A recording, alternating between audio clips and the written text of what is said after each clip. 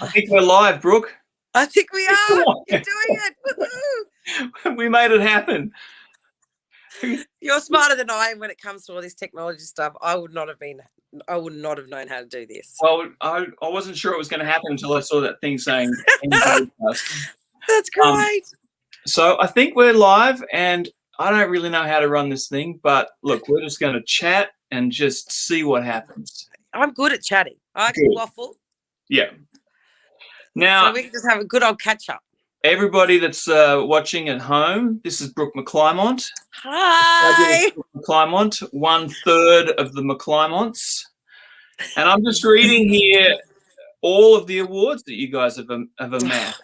1 platinum album, 2 gold records, 2 ARIA awards, 1 APRA award, 13 golden guitars.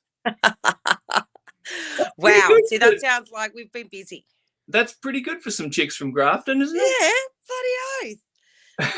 No, when you say it all in there, you go, oh, wow, that's crazy. But no, that's been 14, 15 years of us being touring constantly, music being a full-time job, which has been the best. So, no, we're really proud of all those achievements. Absolutely. That's good. My primary school friend Ros Brown says that we're live, so that's good. Oh, good. Hi, Ros. Comments down here. It's all happening. That's awesome. I can't see the chat. Or can I? Do I press chat? I don't know. Let's see. Who knows? I'll go. Nah, I can't do it. Now, I don't want to touch anything in case I delete myself off the. Right, there you go. So my first recollection of you, and I've known you for a long time now, is somewhere in the mid-90s, maybe. Or when I had blonde hair, when I had a skunk haircut, I was disgusting. But I remember seeing you and Sam and Molly at West Tamworth Leagues Club playing a lunchtime show or something or other, and just walking in and going, wow, that's incredible. Was it our own show? Because I remember that. Was it Diggers? Yeah, I would say it was Diggers. And were you playing with us? No, I don't think I was, because I remember walking in and hearing you and just going, how is that possible that it sounds like one girl is singing 3 parts? It's that family blend. Do you know what? I still don't know how we do it. The 3 of us girls seriously just look at each other and go, do we know what we're doing? It really is a natural thing that we have. Right. I honestly still get blown away when the 3 of us just get together and start rehearsing for shows and rehearsing for albums and, just practicing, which we don't do a lot of. Right. But when it comes to those things, it's just I go, wow, look, it's incredible how it just goes, we just sing together so tightly and great. It's pretty mind-blowing. Yeah. So after that, I got to work with you a whole bunch. And well, you actually worked with me a lot before the girls and I. Right. Do you remember when I went on the road? Did you come on? Oh, you've always played backup. The Gary Allen tour that we did. That's right, the Gary Allen tour. So I think all that happened because your A&R guy, Peter Billing, was my. Wow, that's so long ago. I'm feeling old. That's right. So I think that's how that happened. And then we did a bunch of gigs. We did the Gary Allen stuff and all sorts of other things. And then one day we wrote a song. We wrote a song, which is on this record. Was that our very first song we wrote? Well, here's the thing: is that I can't remember that we wrote another one. Oh my God! I feel like I was over at your house at Haberfield all the time, and we wrote. Or did we just get drunk and just waffle? I don't know, because I feel like we caught up and wrote heaps. Well, maybe we toured heaps. Anyway, we got a good song out of that, and I still love that song. I wanted to know, can you remember if we wrote another song? Because I can't remember another one. Maybe we didn't, but we've hung out so much. And so then my next question is, if we didn't write another song, what happened that day that made you go, no, I'm not writing another song with him? I don't remember, because I loved hanging out with you guys, with you and coming over. You know what? Maybe we just toured a lot. So we probably always said, let's catch up and write. But knowing me, I would have probably got to 3 p.m. in the afternoon and go, let's go to the pub. I'm done. I'm hopeless. Yeah. That's funny. I was just thinking about it. So I was thinking, did we write another song? True. You know what? I haven't even thought about that, Sam. It's I crazy. actually think we've only written that song. Well, it was a bloody good one anyway. It was a good one. And maybe that was it. Maybe just went, oh, look, we can't come back from there. We can't get any better. That's great. I'll have to go through my archives of all the demos and stuff because I've still got them on tape. Right. So I'll have to go and check it out because I've got it all down in our shipping container here on our farm. So I'll make sure if I find some more and think about any more, if we've written any, I'll let you know. Yeah.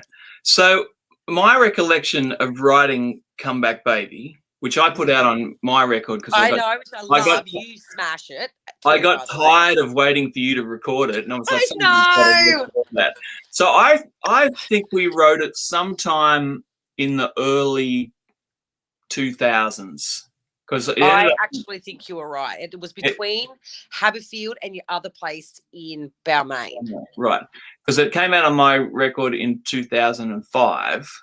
Oh my god! So it had to have been a little bit before then, because, like I said, I got tired of waiting. Yeah, it was. You know what? Because I'm 40 now, so that was when I was 20. Yeah, 20 years ago. I'm 40. So my recollection of writing that song is that we were working on some other song, which I couldn't tell you what it was now, and then I feel like we did. And then nature called, and I had to go to the bathroom. And while I was in the bathroom, you went on a different tack. And I came back and you were singing the chorus for Come Back Baby. Yeah. And I was like, what's that? You know? And you said, oh, I just made it up. You know? and so we did the other thing, and we just cranked out Come Back Baby pretty quickly after that. You know what? It was I remember that song was so quick and easy to write. It just really came, didn't it? Did you feel that? From my memory. I seem to recall after I got back from the bathroom, and sometimes, the best thing you can contribute to a song is to leave the room. The best way to make a hit is to have no, let's not say that. But it's I feel like it came really quickly, and you singing that chorus was just made me smile, and it's beautiful. And it's such an easy, it's always songs that are so simple and easy melody. Sometimes you think, is that too simple? But really, I look at those songs and go, they're the best songs, because people, keep it simple, stupid. I guess that's what people say, right? And I just remember just singing those lyrics it was so amazing. But your version is awesome, and I love that you kept that vocal on your Songbirds album. Just birds. Yes, just birds. Birds, songbirds, singing birds, right? That is my voice at 20. Right. You didn't change it. And literally listening to the original of that, because that's pretty much the demo. I mean, you tweaked it. You've made it, better than, not that it needed much tweaking, but I know you fixed it to make it record worthy. And listening to my voice back then to now, it's incredible the difference that I hear. I'd be interested to know how I'd hear myself sing it now, but you actually sing it great. I think this song was actually suited for your voice too. But I love hearing my 20-year-old self on it. You kind of captured that moment in that time, that's why I think music's so great too, in that sense where, we're leaving a legacy here, for our kids and people who want to listen. It's like, wow, that was actually done in early 2000s. That's what I sounded like. I think that's pretty neat. Right. Well, I remember pulling up when I started this project, I was I just, in the back of my head, I knew I had the demo that we did of that somewhere. And so I was going through some old hard drives, and I found it, and I loaded it up, and all the parts were there, which was great, because sometimes you load those things up and there's drum tracks missing or whatever. Yeah. But your vocal was there, and just out of interest, I went through and looked to see if we'd done another take, but we hadn't. We'd just done one. Was that my first take that was the only take of it.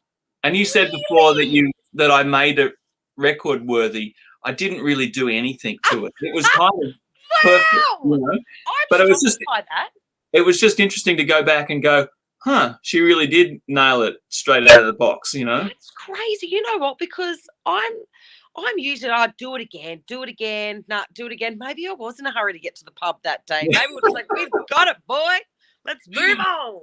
Yeah, I don't know, but it was awesome, and it's got such character. And then, as I got into doing this, I rang you up and I said, "Hey, I've got this. I'm going to send it to you. Have a listen. I think the vocal's great. If you want to re-sing it, let me know." And I was kind of like, I like the idea of capturing that moment 20 years ago when we wrote the song, and the fact that you had my vocal for that is pretty great. I find that the best part of what you've done with our track is you have kept my vocal there. And like I said, you sing it way better than I do. And I love hearing you sing. And I remember hearing you sing it at Tamworth a couple of years ago when you're in the band, when you opened up the show, the Toyota Star Maker show. And I was just like, oh my God, it's such a classic. But yeah, I just really love that you've captured the time, that time period. Right. Yeah, I love what you said when I rang you up about it. You were like, yeah, it's like a time capsule. It was like listening to me, 10 years ago before I started drinking and smoking. It's so true. I did, because I was a really good kid back then. Like at 20, I had my head screwed on. I was actually really responsible. And then somewhere between like 23 and 40, I just went, whatever. I'm just living life and having a good time. And I've always been a bit of a party girl. And then I just kind of went the extreme opposite ends. And anyway, I'm still doing it. I'm still loving it. I'm still alive. I'm having a good time. And, anyway, that's a great song. And it is. Well done. High five. Bluetooth high five. Woo! That chorus, I've sung that chorus all over the world. And to people that don't know it, they within the by the end of the first chorus they know it, and so it's one of those things that's like a little earworm that you just can't get rid of, which is good, which is great. So all right, let's move on to some other things other than spruiking my record, which you can go and buy at my website. If you want to, Brooke's got a couple of kids, they'll need shoes, if you want to go and buy it. Yeah, got a couple of mouths to feed, just like the birds on the bloody front of the CD. Yeah, exactly. So who are some of your favorite birds, singer wise? You know what, growing up, it was Dolly Parton, the Dixie Chicks, Shania Twain, Faith Hill. Like, I was really etched in the late 80s. Trisha Yearwood, all those singers, like, all great birds. Great birds. And and when it came to, I don't know, as it got, over the years, over the last few years, I've been really into, like, I love Carrie Underwood. I love, Casey Musgraves. I'm into, even artists that just have they've got the whole package, whether it's the voice, whether it's the songwriting. I'm kind of into a whole heap of, I like that Kaylee Hammock that's come out. I think she's fabulous. I don't know, kind of really into I do like a lot of female singer-songwriters, and even just singers, great singers. I'm really into it. And I'm not classifying myself as a great singer. I just really like who I like. Right. And I do get some, I love, like, I wouldn't say I study them, but, hear their inflections and what they do. And I go, oh, I wonder if I could do that. I'll have a go at that. And I go, I like what they do that. Yeah, so I'm always learning from the new, from the old, and that's what I really love about music, because you can, even as an artist myself and as a songwriter, you're always learning something. So did you kind of do that kind of studying thing when you were a kid? Because through CDs. Right. Well, that's what I mean. Like, with your ears on, trying things out and all of that. Yes. Yep. And I knew my abilities too. Like, I knew, like, I'm not a high singer. Like Carrie Underwood, for example, she can sing high. Like, I go, holy hell, she's incredible. I know I can't do that, so I don't go there. You know what I mean? I know what I'm good at. I know where I'm comfortable at. And I'm really happy with that. Do you know what I mean? Because it's like, I never, like, I'm not the greatest singer in the world. And as soon as you think that, like, things do open up. You go, well, but I love what I do. I'm confident in what I do. But as far as trying everything, like, when you hear, like, listening to other people and what they do, I get a real kick out of that, because that's my study, if that makes sense. Yeah. I was really shit at school and I hated books work, but like anything that's easy and that's one thing I'm good at. I do pick up things really quickly. Right. So that's why with me listening to the radio, CDs, that's my thing. Yeah, because you always, like, from the first time that I saw you, it was just like you just have this innate natural ability, singing ability, where it's just like you just start singing and it feels good and it sounds good and all of that. Now, I was reading Wikipedia today before. I know it's probably not updated. Well, I just came across this thing and I want to ask you if it's true, and it kind of continues on from here, is that some friend of your some family friend or whatever heard you sing in 1992 and suggested that you go into a talent quest in Grafton where you grew up, right? Yes, Dawdy Henwood. And your mother entered you into a contest, and you're 11 at this point, right? And your mother entered you into a contest, and you sang "All I Want to Do Is Make Love to You." Heart. What on earth were you? That was the only song I knew. And see, that's another one. So I studied the way she sang that. Like from the moment I heard. Did you have any idea what it meant? No, I had clearly no idea. I even used to do actions. Like when we planted a garden or we planted a seed, like I'd do the tree, like as if the baby was like, and I had no idea. I thought it was about a tree being planted. Like I had no idea. It was like having talking about sex and like that stuff there. But anyway, I came second. I won $100, and I remember in 1992 that was so much money. I remember going out to see my dad at the butcher shop at the time. I said, "Dad, I've won $100." He's just looked at me going, "I worked like 3 days for that." Like back, if you compare it to I know now, but $100 is $100. Like it was huge money. And I remember then I just started the talent. From that moment, I just started this massive. I feel like it's the Judds. You know how the Judds, when you hear their story, they just went around and sang everywhere. They just kind of just hopped in the car and started singing at places. Where we did the talent quest circuit, had to pay money to enter them to win a trophy back. But there were competitions where the prize money was huge. And I just started, I don't want to sound like a wanker, but I started winning them all, most of them. And by the time I was 16, I had so much money in the bank that I knew was like, I know what I'm doing when I'm older. I bought my first car at 16, I was rolling in money. And I remember my girlfriends at the time, because they're like, what are you doing, you girl? I go, well, I'm a singer. Like, yeah, I'm a singer. They're like, what? But aren't you have a backup? I'm like, I'm not good at anything else. Like, I'm so shit at school. I found the thing I'm good at, and I love money. Like, so this thing, and I remember asking the girls, like, well, what are you girls doing? They're like, we don't know yet. I'm like, how do you not know? So I've been really lucky in that sense that my parents really got behind me at a young age and saw this as a career. Right. Because I definitely did, and I just thought it was fun. I knew I was good at it, and I was making really good money, and I just wanted to keep going. Right. I just love that you knew at such an early age that was what you wanted to do. I did. I just knew that's really cool. It. Like, I didn't want to be a star. It wasn't about fame. I just loved singing. Like, I just wanted to sing, and I've always been obviously an extrovert. I loved chatting to people. I love singing is like my therapy. Like, I really just that's my way of expressing how I feel, I guess. And yeah, I've just always really enjoyed that side of it. So, cool. Now, did you have lessons or anything? Like, how did you learn to play guitar and all of that? I did. I had singing lessons as a kid. Just the scales. I had to do what was it? When it's not I did the Stedfords, but what's when you have to go for your, I can't think of the word. Like when you go and have, you keep getting marked up, like you go up levels. Right, your grades. Your grades, right? I couldn't think of that word, sorry.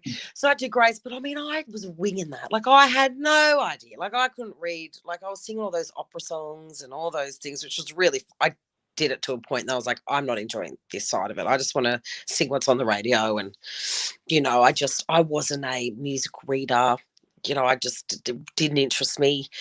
Guitar, I loved guitar as soon as I picked it up. I mean, I'm still an average guitar player, but I still love just being able to back myself and I get by and I really enjoy it. And so I started lessons there, I think, when I was about 14, 15.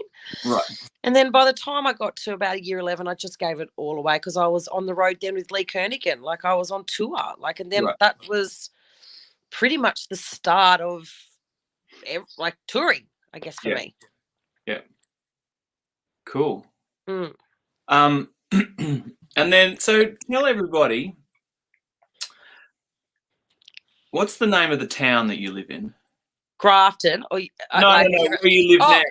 Where I live near Nabiac, New South Wales. That's probably the easiest place to say. No. I want to hear you pronounce the town. Well, I don't really give it away until people come here and buy tickets to come. Otherwise, they'll find it. Oh, okay. So that's the whole thing. But we've got a new business called Hang at the Wang. Hang at the Wang, right? Okay. Yes. So that's kind of, and Wang. Like, it's play on words. We played Shuttle Wang yesterday. Like shuttlecock, shuttle wang, whatever, same thing. We just come up. There's so many great words. We live in the best town ever. So Adam and I, obviously during COVID, like, I'm guessing you guys are back to normal over there. Chatting to you before, you guys are semi, back to living somewhat back to normality. We're us here, it's gotten worse. And, pretty much Sydney, Greater Sydney is in lockdown. There's towns, regional towns going into lockdown. The music industry has been pretty much screwed from last March. So Adam and I put our heads together because my hubby's a muso as well, guitar player. And we were like, well, what do two musos do to make money? Like, there's literally, like, what do we do? We've never been in this predicament before, like everybody else, but this is our story. And so we bought 100 acres here in 2019, and I was pregnant at the time. Right. Like, what the hell? Like, got pregnant. Anyway, and you know how it happens, don't you? I do know how it happens. It happens. Anyway, we had a little boy. So we're up here, and then we were chasing our butts to try and move into the shed because we're building. So we bought 101 acres. So when COVID hit, we'd moved in the April. So COVID hit in the March. We moved, thank God, by the April. And then we're just waiting to see what COVID was doing, obviously, last year. We kind of got good there at the end of the year. I think Adam and I did a couple of gigs, and the girls and I did a couple of gigs. But then it's gone, it was not looking great to do a tour. So Adam and I just put our heads together and thought, well, maybe we need to do some glamping and some private shows for people at our property because we've got 100 acres. Let's just see, maybe people would travel to us. Because we were really struggling by this stage financially, going, what are we doing? Like, we can't continue. Like, our bank made us, we got a holiday on our mortgage, which was great, but then that was coming to an end. So we're going, oh my God, this is so stressful. What are we going to do? So anyway, we finally launched it in February, going, well, we've got nothing to lose. Like, we either lose the farm and give this a go, or we sit on our hands and knees and do nothing and still lose the farm. Like, let's just give it a go. Anyway, as soon as we put it up, because it's only for 20 people, so it's glamping. We give everyone their own teepee, 2 people per teepee. There's 10 teepees. We feed you, we put on a show, and basically get drunk with people and have the best time to get to know our fans. And we are now booked out. So our first one was March, which got actually flooded out because we had a massive flood up here. So basically from April, we are now booked out through till December this year. That's fantastic. So we've kind of turned a really shitty situation into a positive and found a way through COVID to still play music, because I was like, and basically get to entertain and make a living, because otherwise I really feel for all our music friends, because I know not everyone has 100 acres and they don't have this idea to put this together. And, for us, it's really working. And I thank God it is, because right now musicians in our country are just haven't even been looked at. for anything. It's really, really hard. So I do feel fortunate in that sense that we've been able to find a way to make a living, and I'm loving it. And it keeps us playing too, because again, like I was saying before, therapy, just to play, to sing, to keep your chops up, to play guitar, to use your vocals. Like, because seriously, I was eating a lot of pies there during COVID period, and I'm going, I can't keep doing this because I'm gonna be a big girl. That's fantastic. What a great kind of idea, and good work putting your kids together. So I remember early on when you and Adam got together, you told me a story. So the Adam that we're talking about is your husband, Adam Eckersley. Was it dirty? Was it dirty? No, it wasn't dirty. It was sweet. But you were telling me a story. Basically, it wasn't really love at first sight, was it? Oh God, no! You were telling me that he used to ride his bike past your house. He would never hop on a bike. No, he was always too drunk, sitting on the veranda. As a kid, didn't he grow up in your? He did, but he left school he left at year 10, and he was then started his mechanic workshop at Toyota. Right. So he was basically the party, and his mum and dad left him there too. His mum and dad left him alone. I think they moved to Tamworth and left him in the house by himself, a 16-year-old. So you can imagine, it was the party house. It was like everything happened at that place. He reckons he was mature and loved it. I went, oh, hell no. So there were times there where I had to ride past his house to get to school. So I was still doing year 11 and 12, and he was obviously, doing his mechanic apprentice, sorry. Yeah. And not all mornings, but most mornings, like, he'd still be up from the night before, because back then you're piss fit. Is that word? Like, you could just drink all day and night, and you could keep I've never heard that before, but what a great expression. Yeah. Piss fit, right? Right. Anyway, so he'd be there at 7 a.m, still drinking, about to go to work, right? Backing it up. Right. And he'd be sitting on the veranda going, I'm going to marry you one day, Brooke McClymont. And I used to go, in your dreams, mullet head. No way. What a love story. Yeah. And then I didn't see it. So then that was that story. Right. And then we probably didn't see each other for a few years, like maybe 4 or 5 years. And then we caught up again in Grafton at the pub. And I basically said, oh, my God, you've gotten good looking. You've grown into your nose. And then and I was like, wow, you've changed. You look great. And then it's basically pretty much we've been friends and ever since. And then we got together and we got married. And it's the love story. We've been together 13 years. That's fantastic. Mm-hmm. Yes, it was a love story. You've really grown into your nose. You've really grown into your nose. What a fantastic. Your nose. Come on, such a bitch. So there's a few people here in the comments wanting to know how they find out about Wang Fest or Hang at the Wang or whatever. Oh, Hang at the Wang. Are these Aussies? Are we talking? Are they Aussies? Or if they're in America, they're going to struggle. I can't stream it. Yeah. Okay. We've got to look. We're working on a website at the moment because honestly, we just gave an email because at the time we thought, we're probably only going to do a couple. No one will be interested, but it's taken us by surprise. So you can email us at Hang at the Wang. It's HANGATTHEWANG at gmail.com. We are working on a website. I feel like we're so unprofessional, but that's where we're at the moment because this thing is obviously going to keep going. We're going to be announcing new dates because, like I said, I think we've only got 2 TPs left for the back end of the year. Like, I think, so it's just been nuts. So then we're just about to announce new dates for the new year for people to get in and book and, get organised and see what we do.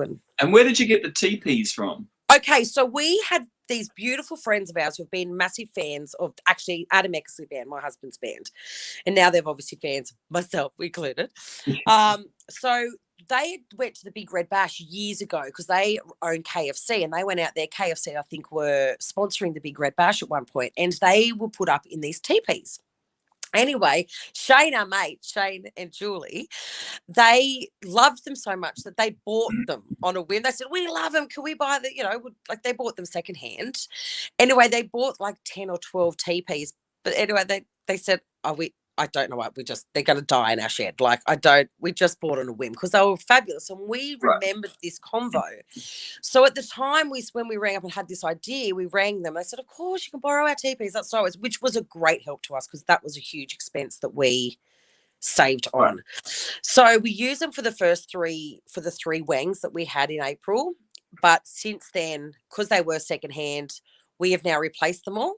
Right. And we now own all our teepees. So we have brand new teepees and we just thank them to bits for helping us out to get our business basically up and running because that was a huge help for us. But yeah, so we've got new teepees now. They're all ours and we're actually putting on a party for Julie and Shane to say thank you for basically helping us through this really shitty time, which is called COVID. Right. And getting us through. That's awesome. What a great venture. But when you come to Australia, when you can ever travel again, you're going to have to come up to the Wang. You're going to have to come and do a gig and just come and hang with us. Hang at the Wang. Hang at the Wang. Yeah. That's awesome. So have you got any new music in the pipeline? Is there we do. So the girls and I have just recorded a single with Kaylee Bell. Right. We got it's coming out this Friday. Sorry? I like to call her Kiwi Cup. Kiwi Cup. Exactly. Kiwi Cup. Yeah. We love Kaylee. She's awesome. So she wrote this song actually, and she brought it to us girls asking us to sing on it because I know she's been a big fan of us girls for years, and we've been a massive fan of hers. I've written with her a ton of times, more times than you said. More times than me. Yeah, I know. That's what I'm saying. Anyway. One and done for me. Yeah, I know. One and done. Look at that. So we would like, of course, absolutely. We'd love to, it was perfect timing really with COVID happening, and we're just like, you know what? Absolutely, let's get this done. We can do it. It's so easy to record these days. Everyone can do it from home. And so that's released this Friday. So make sure you go, anyone who's listening and they want to hear it, is it pre-save, pre-order, buy it? Right. All that stuff. I don't know how you do it. But anyway, so that's coming out this Friday. It's called Before I Met You. And then Adam and I are actually in the pipelines of recording a few singles because they say now it's a streaming world. See, I'm so out of date with everything. I'm from the world of albums. Right. Hey? I don't even have Spotify. Oh, I don't have Spotify either because they don't freaking pay. So I go, whatever. Like, I'm like, I just stream. Like I pay for my Apple. I think so. I got to say the Apple Music, is it? Right. I pay for that, but still, whatever. Probably not getting paid from it. So Adam and I are doing a few singles that will probably come out the back of this year, and then we'll see what next year brings. God, I just hope we're back to normal, seriously, by the end, like by September, October, which I highly doubt it. I'm being very hopeful here in Australia, but I reckon we're probably going to be in this shit fight till at least September, October, until most people are vaccinated here. So just like you guys, what you guys are doing over there, we're a bit behind the eight ball. Yeah. Well, I hope it works out. I was talking to Barry Harley the other day about coming out for Star Maker and concert and all that stuff. But it's like as soon as they did that, the Australian government announced that they were cutting the amount of people they were allowing in the company. Yeah, 100%. So who knows? So we'll either seeing you or we won't. I know, and it's a big one too. It's the 50th anniversary. Yeah. When was your first Tamworth? Holy shit, 92. I said probably 93. Right, okay. 94 maybe? Right. What are we, 13, 14? Yep. So how do you and the girls, because you've got 3 kids or 2? I have 2. Adam's got 3, so he has a son. Right. He's a little bit older he's 12. So we've got 14, 8, and 18 months. Oh, we really spread it out, didn't we? Oh, shit.